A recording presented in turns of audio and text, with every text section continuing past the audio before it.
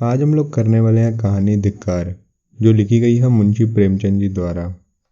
इस कहानी का मुख्य पात्र है मानी। अनाथ और विधवा मानी के लिए जीवन में अब रोने के सिवा दूसरा अवलंब न था। वह 5 वर्ष की थी जब पिता का देहांत हो गया। माता ने किसी तरह उसका पालन किया। 16 वर्ष की अवस्था में मोहल्ले वालों की मदद से उसका विवाह भी हो गया, पर साल के अंदर ही माता और पति दोनों विदा हो गए। इस विपत्ति में उसे अपने चाचा वंशीधर के सिवा कोई और नजर न आया जो उसे आश्रय देता। वंशीधर ने अब तक जो व्यवहार किया था उससे यह आशा न हो सकती थी कि वहां वह शांति के साथ रह सकेगी, पर वह सब कुछ सहने और सब कुछ करने को तैयार थी। वह गाली, झिड़की, मारपीट सब सह लेगी। कोई उस पर संदेह तो ना करेगा, उस पर मिथ्या लाछन तो ना लगेगा। शहादों और लुच्चों से तो उसकी रक्षा हो सकेगी। वंशीधर को कुल मर्यादा की कुछ चिंता हुई। मानी की याचना को अस्वीकार ना कर सके, लेकिन 2-4 महीने में ही मानी को मालूम हो गया कि इस घर में बहुत दिनों तक उसका निभा ना होगा। वह घर का सारा काम करती, इशारों पर नाचती, सबको खुश रखने की कोशिश करती, पर ना जाने क्यों चाचा और चाची दोनों उससे जलते रहते। उसके आते ही मेहरी अलग कर दी गई। नहलाने धुलाने के लिए एक लौंडा था, उसे भी जवाब दे दिया गया। पर मानी से उतना उबार होने पर भी चाचा और चाची न जाने क्यों उससे मुंह फुलाए रहते। कभी चाचा घुड़कियां जमाते, कभी चाची कोसती। यहाँ तक कि उसकी चचेरी बहन ललिता भी उसे बात बात पर गालियां देती। घर भर में केवल उसके चचेरे भाई गोकुल को ही उसकी सहानुभूति थी। उसी की बातों में उसे कुछ स्नेह का परिचय मिलता था। वह अपनी माता का स्वभाव जानता था। अगर वह उसे समझाने की चेष्टा करता या खुल्लम खुल्ला मानी का पक्ष लेता तो मानी का एक घड़ी भी उस घर में रहना कठिन हो जाता। इसीलिए उसकी सहानुभूति मानी ही को दिलासा देने तक रह जाती। वह कहता, बहन मुझे कहीं नौकर हो जाने दो, फिर तुम्हारे कष्टों का अंत हो जाएगा। तब देखूंगा कौन तुम्हें तिरछी आंखों से देखता है। जब तक पढ़ता हूँ तभी तक तुम्हारे बुरे दिन हैं। मानी यह स्नेह में डूबी हुई बातें सुनकर पुलकित हो जाती और उसका रुआं रुआं गोकुल को आशीर्वाद देने लगता। आज ललिता का विवाह है। सवेरे से मेहमानों का आना शुरू हो गया है। गहनों की झनकार से घर गूंज रहा है। मानी भी मेहमानों को देखकर खुश हो रही थी। उसके देह पर कोई आभूषण नहीं थे, न ठसे सुंदर कपड़े उसे दिए गए थे, फिर भी उसका मुख प्रसन्न है। आधी रात हो गई थी।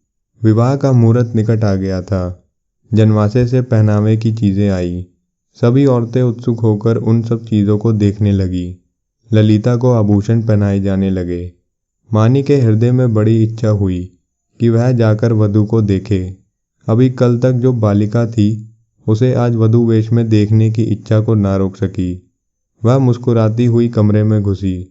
सहसा उसकी चाची ने झिड़क कर कहा, तुझे यहाँ किसने बुलाया? निकल जा यहाँ से। मानी ने बड़ी बड़ी यातनाएं सही, पर आज की यह झिड़की उसके हृदय में बाण की तरह चुभ गई। उसका मन उसे धिक्कारने लगा। तेरे छिछोरेपन का यही पुरस्कार है। यहाँ सुहागिनों के बीच तेरे आने की क्या जरूरत थी? वह खिसियाई हुई कमरे से निकली और एकांत में बैठकर रोने के लिए ऊपर जाने लगी। सहसा जीने पर उसी इंद्रनाथ से मुठभेड़ हो गई। इंद्रनाथ गोकुल का सहपाठी और परम मित्र था। वह भी नेहते में आया हुआ था। इस वक्त गोकुल को खोजने के लिए ऊपर आया था। मानी को वह 2 बार देख चुका था और यह भी जानता था कि यहाँ उसके साथ बड़ा दुर्व्यवहार किया जाता है।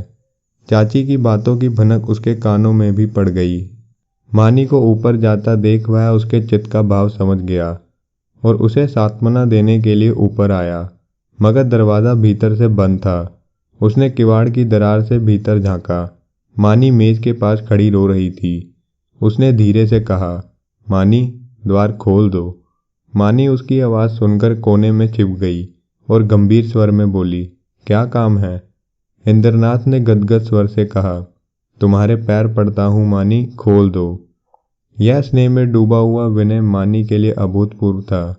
इस निर्दयी संसार में कोई उससे ऐसी विनती भी कर सकता है, इसकी उसने स्वप्न में भी कल्पना न की थी। मानी ने कांपते हुए हाथों से द्वार खोल दिया। इंद्रनाथ झपटकर कमरे में घुसा। देखा कि छत के पूखे के कड़े से एक रस्सी लटक रही है। उसका हृदय कांप उठा। उसने तुरंत जेब से चाकू निकालकर रस्सी काट दी और बोला, क्या करने जा रही थी मानी? जानती हो इस अपराध का क्या दंड है? मानी ने गर्दन झुकाकर कहा, इस दंड से और कोई दंड कठोर हो सकता है?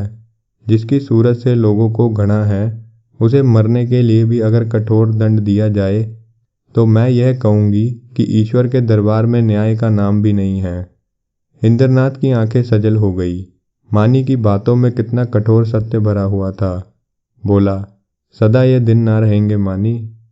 अगर तुम यह समझ रही हो कि इस संसार में तुम्हारा कोई नहीं, तो यह तुम्हारा भ्रम है। संसार में कम से कम एक मनुष्य ऐसा है जिसे तुम्हारे प्राण आने प्राणों से भी प्यार है। सहसा गोकुल आता हुआ दिखाई दिया। मानी कमरे से निकल गई। इंद्रनाथ के शब्दों से उसके मन में एक तूफान सा उठ गया। उसका क्या आशय है यह उसकी समझ में न आया। फिर भी आज उसे अपना जीवन सार्थक मालूम हो रहा था। उसके अंधकारमय जीवन में एक प्रकाश का उदय हो गया था। इंद्रनाथ को वहां बैठा और मानी को कमरे से जाता देखकर गोकुल को कुछ खटक गया। उसकी तैयारियां बदल गईं। कठोर स्वर में बोला, तुम यहाँ कब आए? इंद्रनाथ ने अविचलित भाव से कहा, तुम्ही को खोजता हुआ यहाँ आया था। तुम यहाँ न मिले तो नीचे लौटा जा रहा था। अगर चला गया होता तो इस वक्त तुम्हें यह कमरा बंद मिलता और पंखे के कड़े में एक लाश लटकती हुई नजर आती। गोकुल ने समझा यह अपने अपराध को छुपाने के लिए कोई बहाना निकाल रहा है। तीव्र कंठ से बोला, तुम यह विश्वासघात करोगे, मुझे ऐसी आशा न थी। इंद्रनाथ का चेहरा लाल हो गया। वह आवेश में आकर खड़ा हो गया और बोला, ना मुझे यह आशा थी कि तुम मुझ पर इतना बड़ा लाछन रख दोगे। मुझे ना मालूम था कि तुम मुझे इतना नीच और कुटिल समझते हो। मानी तुम्हारे लिए तिरस्कार की वस्तु हो, मेरे लिए वह श्रद्धा की वस्तु है और सदैव रहेगी। मुझे तुम्हारे सामने अपनी सफाई देने की ज़रूरत नहीं, लेकिन मानी मेरे लिए उससे कई पवित्र है जितना तुम समझते हो। मैं नहीं चाहता था कि इस वक्त तुमसे उससे ये बातें कहूँ। इसके लिए कोई और अनुकूल परिस्थितियों की राह देख रहा था, लेकिन मालूम पड़ने पर कहना ही पड़ रहा है। मैं यह तो जानता था कि मानी का तुम्हारे घर में कोई आदर नहीं, लेकिन तुम लोग उसे इतना नीच समझते हो, यह कि आज तुम्हारी माता की बातें सुनकर मालूम हुआ। केवल इतनी सी बात के लिए कि वह चढ़ावे के गहने देखने चली गई, तुम्हारी माता ने उसे इस बुरी तरह झिड़का जैसे कोई कुत्ते पर भी न भड़केगा। तुम कहोगे इसमें मैं क्या करूं?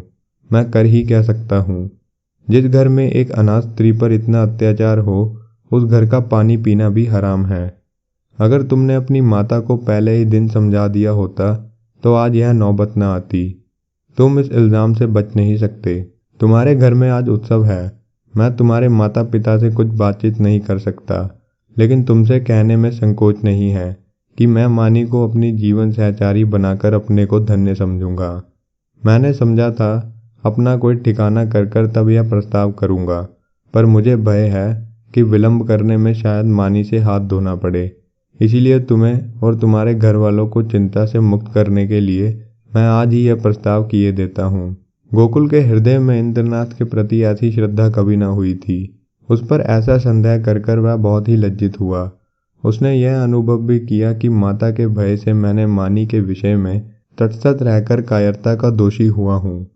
यह केवल कायरता थी और कुछ नहीं। कुछ झांपते हुए बोला, अगर अम्मा ने मानी को इस बात पर झिड़का तो वह उनकी मूर्खता है। मैं उनसे अवसर मिलते ही पूछूंगा। इंद्रनाथ ने कहा, अब पूछने पुछाने का समय निकल गया। मैं चाहता हूँ कि तुम मानी से इस विषय में सलाह कर मुझे बतला दो। मैं नहीं चाहता कि अब वह यहाँ क्षण भर भी रहे। मुझे आज मालूम हुआ कि वह गर्विणी स्त्री है और सच पूछो तो मैं उसके स्वभाव पर मुग्ध हो गया हूँ। ऐसी स्त्री अत्याचार नहीं सह सकती। गोकुल ने डरते डरते कहा, लेकिन तुम्हें मालूम है कि वह विधवा है। इंद्रनाथ ने कहा, जब हम किसी के हाथों अपना असाधारण हित होता देखते हैं तो हम अपनी सारी बुराइयां उसके सामने खोलकर रख देते हैं।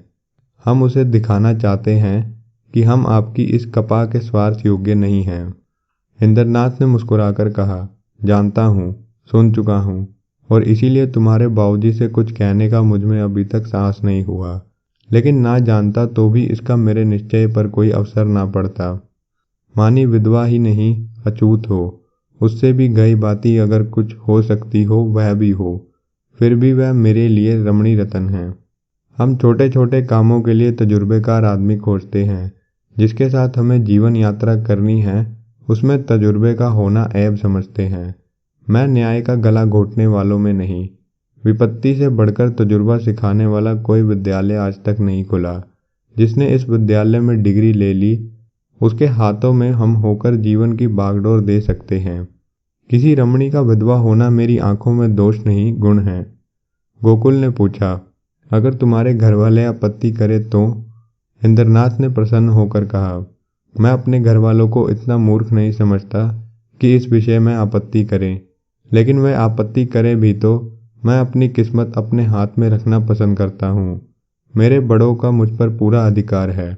बहुत सी बातों में उनकी इच्छा को कानून समझता हूँ, लेकिन जिस बात को मैं अपनी आत्मा के विकास के लिए शुभ समझता हूँ उसमें मैं किसी से दबना नहीं चाहता। मैं इस गर्व का आनंद उठाना चाहता हूँ। मैं स्वयं अपने जीवन का निर्माता हूँ। गोकुल ने कुछ शंकित होकर कहा, और मानी ना मंजूर करे तो? इंद्रनाथ को यह शंका बिल्कुल निर्मल जान पड़ी। बोला, तुम इस समय बच्चों की सी बात कर रहे हो गोकुल। यह मानी हुई बात है कि मानी आसानी से मंजूरी ना करेगी। वह इस घर में ठोकर, झिड़कियाँ, गालियाँ सुनेगी, पर इसी घर में रहेगी। युगों के संस्कारों को मिट्टी कर देना आसान नहीं, लेकिन हमें उसको राजी करना पड़ेगा। उसके मन से सचित संस्कारों को निकालना पड़ेगा। हाँ, मैं विधवाओं के पूर्ण विवाह के पक्ष में नहीं हूँ। मेरा ख्याल है कि पवित्रता का यह अलौकिक आदर्श संसार का अमूल्य रत्न है और हमें बहुत सोच समझकर उस पर आघात करना चाहिए। लेकिन मानी के विषय में यह बात नहीं उठती। प्रेम और भक्ति नाम से नहीं, व्यक्ति से होती है। जिस पुरुष से उसने सूरत भी न देखी उससे प्रेम नहीं हो सकता। केवल रस्म की बात है। इस आडंबर की, इस दिखावे की हमें परवाह नहीं करनी चाहिए। देखो, शायद तुम्हें कोई बुला रहा है। मैं भी जा रहा हूँ। 2-3 दिन में फिर मिलूंगा। मगर ऐसा ना हो कि तुम संकोच में पड़कर सोचते विचारते रह जाओ और दिन निकलते जाएं। गोकुल ने उसके गले में हाथ डालकर कहा, मैं परसों खुद ही आऊँगा। बारात विदा हो गई। मेहमान भी रुखसत हो गए। रात के 9 बज गए थे। विवाह के बाद की नींद मशहूर है। घर के सभी लोग सरे शाम सो रहे थे। कोई चारपाई पर, कोई तख्त पर, कोई ज़मीन पर, जिसे जहाँ जगह मिल गई वहीं सो रहा था। केवल मानी घर की देखभाल कर रही थी और ऊपर गोकुल अपने कमरे में बैठा हुआ समाचार पढ़ रहा था। सहसा गोकुल ने पुकारा, मानी, एक गिलास ठंडा पानी तो लाना, प्यास लगी है। मानी पानी लेकर ऊपर गई और मेज के पास पानी रखकर लौटना ही चाहती थी कि गोकुल ने कहा, ज़रा ठहरो मानी, तुमसे कुछ कहना है। मानी ने कहा, अभी फुर्सत नहीं है भाई, सारा घर सो रहा है। कोई घुस आया तो लोटा थाली भी ना बचेगा। गोकुल ने कहा, घुस आने दो। मैं तुम्हारी जगह होता तो चोरों से मिलकर चोरी करवा देता। मुझे इस वक्त इंद्रनाथ से मिलना है। मैंने उसे आज मिलने का वचन दिया है। देखो, संकोच मत करना। जो बात पूछ रहा हूँ उसका ललद उत्तर देना। देरी होगी तो वह घबराएगा। इंद्रनाथ को तुमसे प्रेम है, यह तुम जानती हो ना? मानी ने मुंह फेर कर कहा, यही बात कहने के लिए मुझे बुलाया था। मैं कुछ नहीं जानती। गोकुल, खैर, यह वह जाने या तुम जानो। वह तुमसे विवाह करना चाहता है। वैदिक रीति से विवाह होगा। तुम्हें स्वीकार है? मानी की गर्दन शर्म से झुक गई। वह कुछ जवाब न दे सकी। गोकुल ने फिर कहा, दादा और अम्मा से यह बात नहीं कही गई। इसका कारण तुम जानती ही हो। वह तुम्हें घुड़कियां दे देकर, जला जलाकर मार डालेंगे, पर विवाह करने की मंजूरी कभी नहीं देंगे। इससे उनकी नाक कट जाएगी।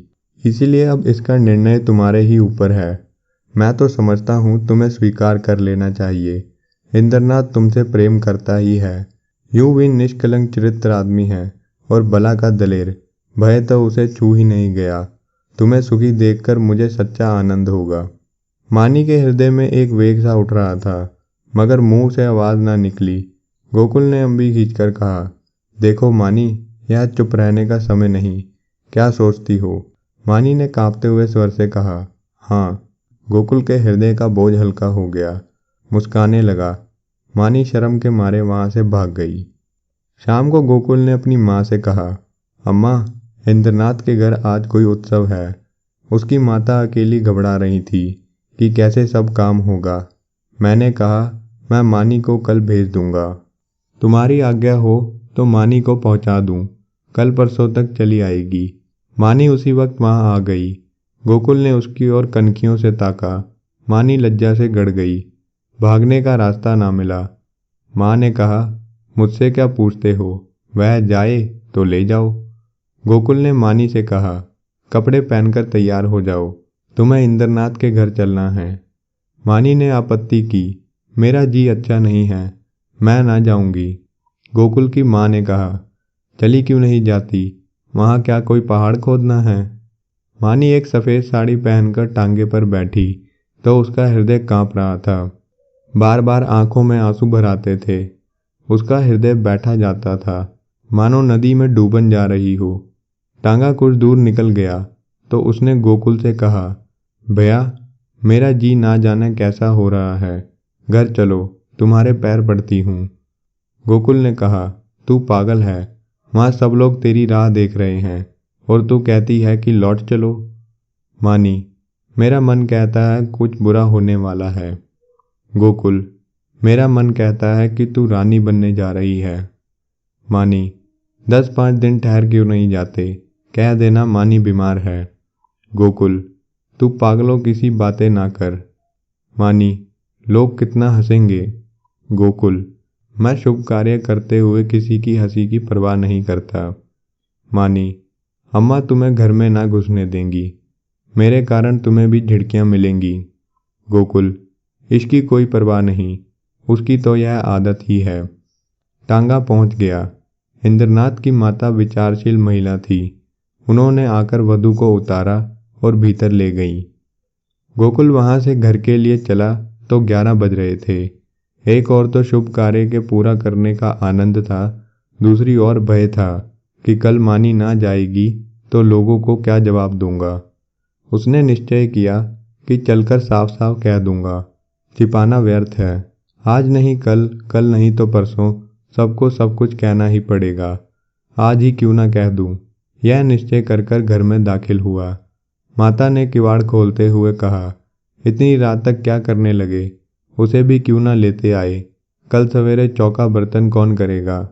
गोकुल ने सिर झुकाकर कहा, वह तो अब शायद लौट कर ना आए अम्मा, उसके वहीं रहने का प्रबंध हो गया है। माता ने आंखें फाड़कर कहा, क्या बकता है? भला वहां कैसे रहेगी? गोकुल, इंद्रनाथ से उसका विवाह हो गया है। माता मानो आकाश से गिर पड़ी। उन्हें कुछ सुध न रही कि मेरे मुंह से क्या निकल रहा है। कुलागार, बड़वा, हरामजादा, ना जाने क्या क्या कह डाला। यहाँ तक कि गोकुल का धैर्य चरम सीमा का उल्लंघन कर गया। उसका मुंह लाल हो गया, त्योरियां चढ़ गई। बोला, अम्मा बस करो, अब मुझ में इससे ज़्यादा सुनने का सामर्थ्य नहीं है। अगर मैंने कोई अनुचित कर्म किया होता तो आपकी जूतियां खाकर भी सिर न उठाता, मगर मैंने कोई अनुचित कर्म नहीं किया।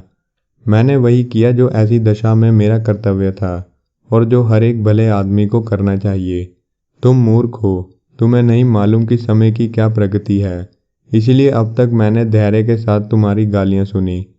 तुम्हें मुझे और दुख के साथ कहना पड़ता है कि पिताजी ने भी मानी के जीवन को नरकीय बना रखा था। तुमने उसे ऐसी ऐसी ताड़नाएं दी जो कि कोई अपने शत्रु को भी ना देगा। इसीलिए ना कि वह तुम्हारी आश्रित थी, इसीलिए ना कि वह एक अनाथिन थी। अब वह तुम्हारी गालियां खाने ना आएगी। जिस दिन तुम्हारे घर विवाह का उत्सव हो रहा था, तुम्हारे ही कठोर वाक्य से आहत होकर वह आत्महत्या करने जा रही थी। इंद्रनाथ उस समय ऊपर ना पहुंचा होता तो आज हम, तुम, सारा घर हवालात में बैठा होता। माता ने आंखें मटकाकर कहा, आहा, कितने सपूत बेटे हो तुम कि सारे घर को संकट से बचा लिया। क्यों ना हो, अभी बहन की बारी है। कुछ दिनों में मुझे भी ले जाकर किसी के गले में बांध आना, फिर तुम्हारी चांदी हो जाएगी। यह रोजगार सबसे अच्छा है। पढ़ लिख कर क्या करोगे? गोकुल मर्म वेदना से तिलमिला उठा। व्यथित कंठ से बोला, ईश्वर न करे कोई बालक तुम्हारे जैसी माता के गर्भ से जन्म ले। तुम्हारा मुंह देखना भी पाप है। यह कहता हुआ वह घर से निकल पड़ा और उन्मत्तों की तरह एक तरफ चल खड़ा हुआ। जोर से हवा के झोंके चल रहे थे, पर उसे ऐसा मालूम हो रहा था कि सांस लेने के लिए जैसे हवा ही नहीं है।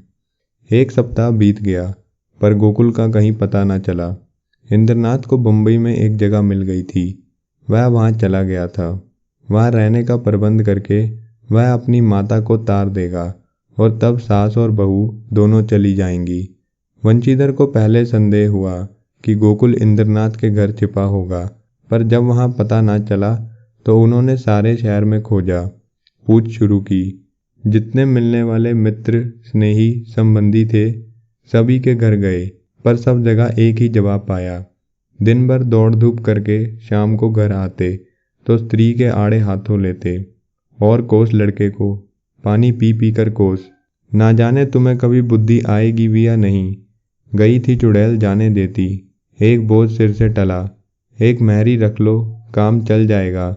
जब वह ना थी तो घर क्या भूखा मरता था। विधवाओं का पूर्ण विवाह चारों ओर तो हो रहा है, यह कोई अनहोनी बात नहीं है। हमारे बस की बात होती, विधवा विवाह के पक्षपतियों को देश से निकाल देते, शाप देकर जला देते, लेकिन हमारे बस की बात नहीं।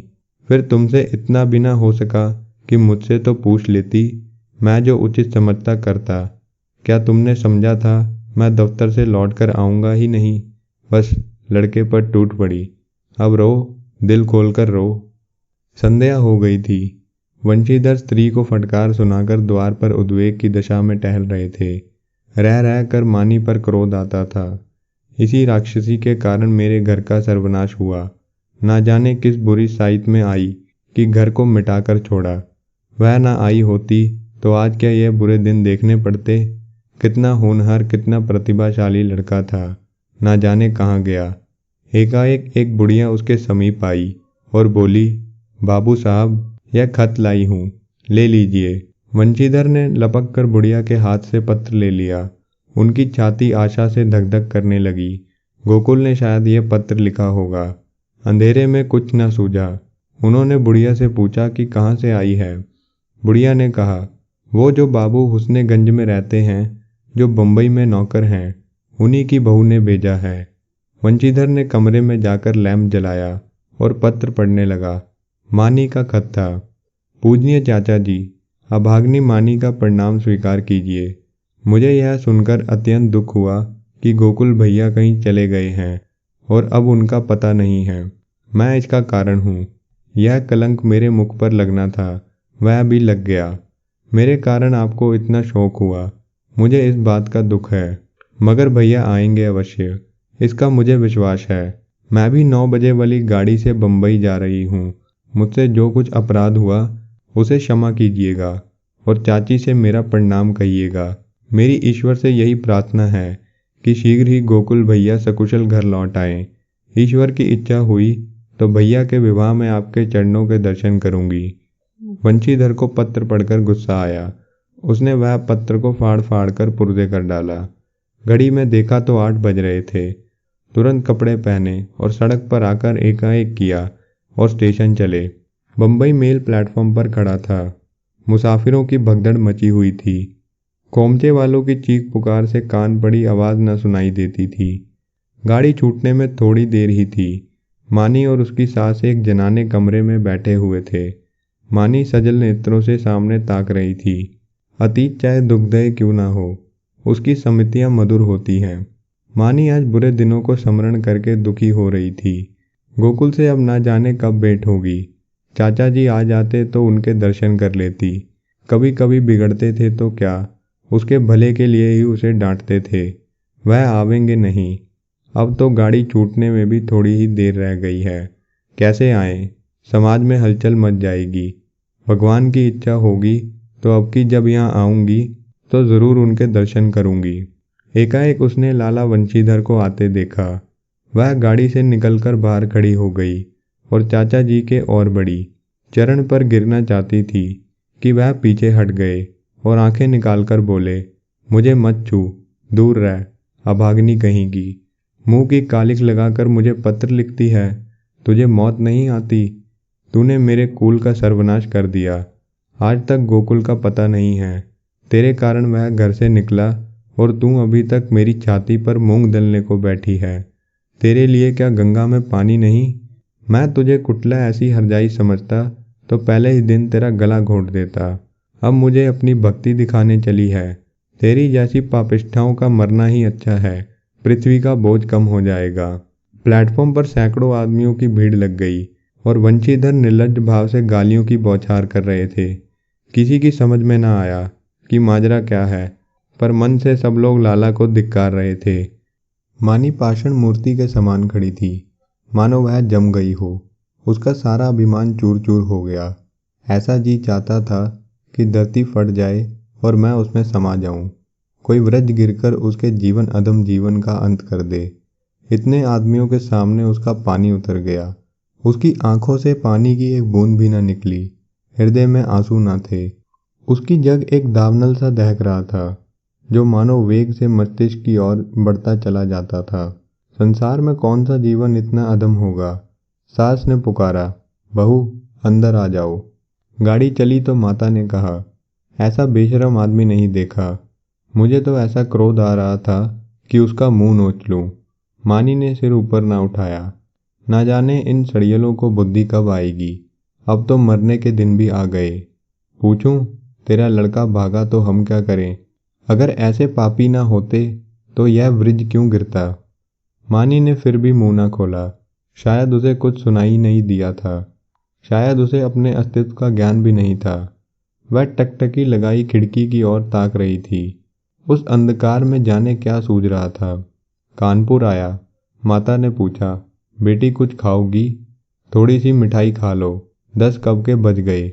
मानी ने कहा, अभी तो भूख नहीं है अम्मा, फिर खा लूंगी। माता जी सोई, मानी भी लेटी, पर चाचा की वह सूरत आंखों के सामने खड़ी थी और उनकी बातें कानों में गूंज रही थी। हाँ, मैं इतनी नीच हूँ कि मेरे मर जाने से पृथ्वी का भार हल्का हो जाएगा। क्या कहा था? तू अपने माँ बाप की बेटी है तो फिर मुंह मत दिखाना। ना दिखाऊंगी। जिस मुंह पर ऐसी कालिमा लगी हुई है उसे किसी को दिखाने की इच्छा भी नहीं है। गाड़ी अंधकार को चीरती चली जा रही थी। मानी ने अपना ट्रंक खोला और अपने आभूषण निकालकर उसमें रख दिए। फिर इंद्रनाथ का चित्र निकालकर उसे देर तक देखती रही। उसकी आंखों से गर्व की एक झलक सी दिखाई दी। उसने तस्वीर रख दी और आप ही आप बोलने लगी, नहीं नहीं, मैं तुम्हारे जीवन को कलंकित नहीं कर सकती। तुम देवतुल्य हो। तुमने मुझ पर दया की है। मैं अपने पूर्व संस्कारों का प्रायश्चित कर रही थी। तुमने मुझे उठाकर हृदय से लगा लिया, लेकिन मैं तुम्हें कलंकित न करूंगी। तुम्हें मुझसे प्रेम है। तुम मेरे लिए अनादर, अपमान, निंदा सब सह लोगे, पर मैं तुम्हारे जीवन का भार न बनूंगी। गाड़ी अंधकार को चीरती चली जा रही थी। मानो आकाश की ओर इतनी देर तक देखती रही कि सारे तारे अधे हो गए और उस अंधकार में उसे अपनी माता का स्वरूप दिखाई दिया। ऐसा प्रत्यक्ष कि उसने चौंक कर आंखें बंद कर ली। ना जाने कितनी रात गुजर चुकी थी। दरवाज़ा खुलने की आहट से माता जी की आंखें खुल गई। गाड़ी तेजी से चलती जा रही थी, मगर बहू का पता ना था। मैं आंखें मलकर उठ बैठी और पुकारा, बहू बहू। कोई जवाब न मिला। उसका हृदय धक धक करने लगा। ऊपर के बर्थ पर नज़र डाली, पेशाब खाने में देखा, बेंचों के नीचे देखा, बहू कहीं न थी। तब वह द्वार पर आकर खड़ी हो गई। बहू का क्या हुआ? यह द्वार किसने खोला?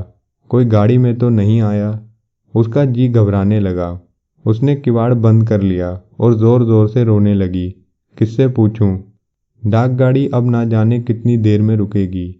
कहती थी, बहू मर्दाना गाड़ी में बैठें। मेरा कहना ना मानी।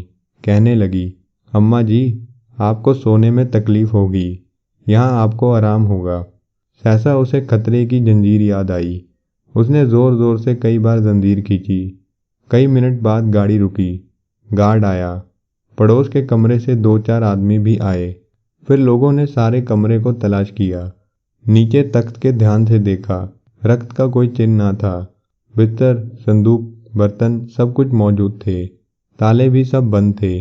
कोई चीज़ गायब ना थी। अगर बाहर से कोई आदमी आता तो चलती गाड़ी से जाता कहाँ? एक स्त्री को लेकर गाड़ी से कूदना असंभव है। सब लोग इन लक्षणों से इसी नतीजे पर पहुंचे कि मानी द्वार खोलकर बाहर झांकने लगी होगी और मुठियां हाथ से छूट जाने के कारण गिर पड़ी होगी। गार्ड भला आदमी था। उसने नीचे उतरकर 1 मील तक सड़क के दोनों तरफ तलाश किया। मानी का कोई निशान न मिला। रात को इससे ज़्यादा किया भी क्या जा सकता था। माता जी को कुछ लोग आग्रह पूर्वक मर्दाना डब्बे में ले गए। यह निश्चय हुआ कि माता अगले स्टेशन पर उतर पड़े। सवेरे इधर उधर दूर तक देखभाल की जाए। विपत्ति में हम प्रमुख पेक्षी हो जाते हैं। माता जी कभी इसका मुंह देखती कभी उसका। उसकी याचना से भरी हुई आंखें मानो सबको कह रही थी, कोई मेरी बच्ची को खोज क्यों नहीं लाता। हाय, अभी तो बेचारी की चुंदरी भी मैली नहीं हुई। कैसे कैसे साधों और अरमानों से भरी पति के पास जा रही थी। कोई उस दुष्ट वंशीधर से जाकर कहता क्यों नहीं, ले तेरी मनोभिलाषा पूरी हो गई। जो तू चाहता था वह पूरा हो गया। क्या अब भी तेरी छाती नहीं जुड़ती?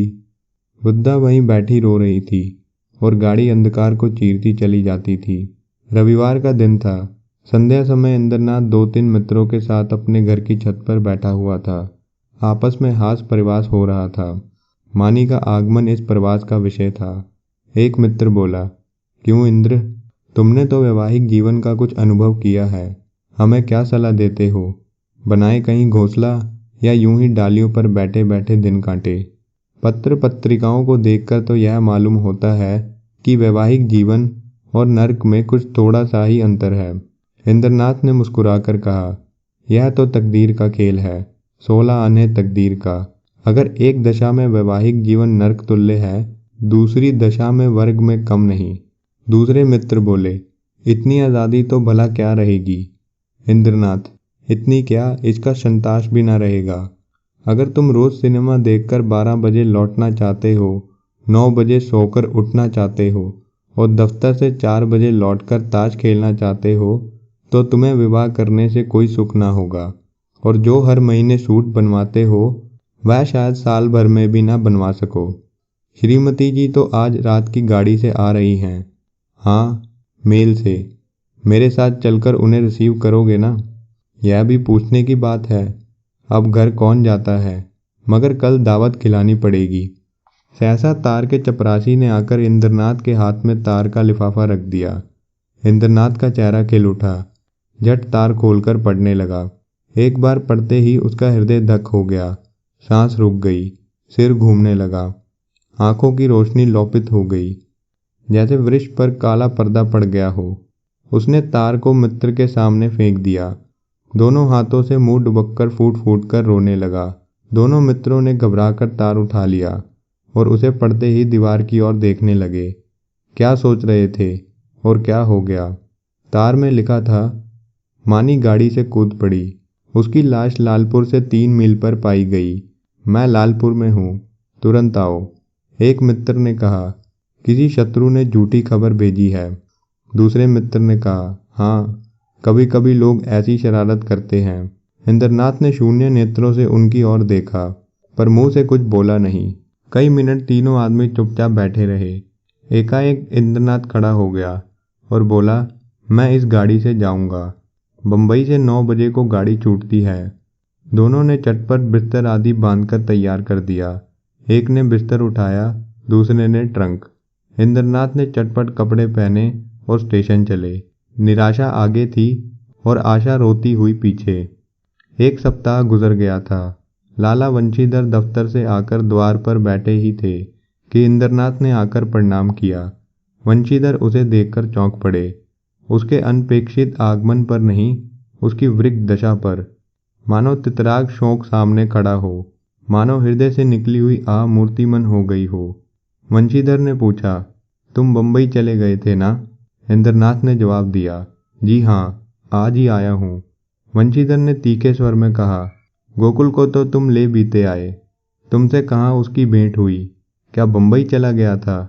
जी नहीं, कल मैं गाड़ी से उतरा तो स्टेशन पर मिल गए। तो जाकर लीवे लाओ ना। जो किया अच्छा किया। यह कहते हुए वह घर में दौड़े। एक क्षण में गोकुल की माता ने उसे अंदर बुलाया। वह अंदर गया तो माता ने उसे सिर से पांव तक देखा। तुम बीमार थे क्या? इंद्रनाथ ने हाथ मुंह धोते हुए कहा।